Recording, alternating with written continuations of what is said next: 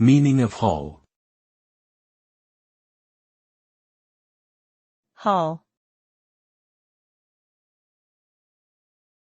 Haul.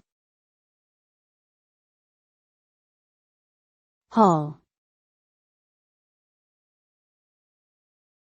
Haul.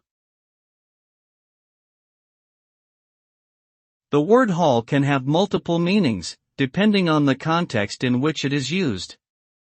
Generally, haul refers to the act of pulling or dragging something with effort over a distance.